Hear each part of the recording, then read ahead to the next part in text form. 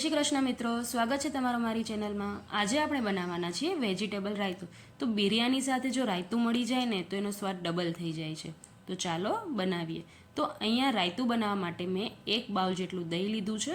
હવે બાઉલમાં છે ને આપણે થોડુંક જ પાણી એડ કરવાનું છે, બહુ નથી એડ કરવાનું। એટલે આજુબાજુમાં જેટલું દહીં લાગેલું છે ને બધું દહીં આપણે આમાં લઈ લઈશું।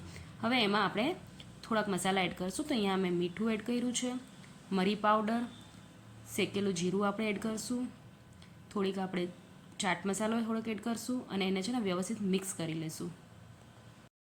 દહીં છે ને આપણું એકદમ આવી જો ક્રીમ જેવું થઈ જાય ને ત્યાં સુધી આપણે એને વ્યવસ્થિત મિક્સ કરી લેવું છે। હવે આપણે આમાં થોડાક વેજીટેબલ્સ એડ કરશું। તો અહીંયા મેં બીટ, ગાજર ને કાકડીને ખમણીને લઈ લીધેલું છે। જો તમે તમારી રીતે આમાં અમુક શાક એડ કરવા હોય તો કરી શકો છો, જેમ કે ડુંગળી છે, ટમેટું છે। હવે ઉપરથી મેં આમાં થોડાક ફુદીનાના પત્તા એડ કર્યા છે, થોડી કોથમરી એડ કરી છે અને હવે અહીંયા મેં 1 ચમચી મધ એડ કરી છે। જો તમારે મધ ન એડ કરવું હોય તો તમે અડધી ચમચી જેટલી ખાંડ પણ એડ કરી શકો છો અને બધી વસ્તુને છે ને વ્યવસ્થિત આપણે મિક્સ કરી લેવું છે। તો બહુ જ સ્વાદિષ્ટ અને ઝટપટ બનતું આપણું આ રાયતું રેડી થઈ ગયું છે। જો તમે ડાયટ ફોલો કરતા હો તો એઝ અ લંચ કે ડિનરમાં પણ તમે આ રાયતું લઈ શકો છો।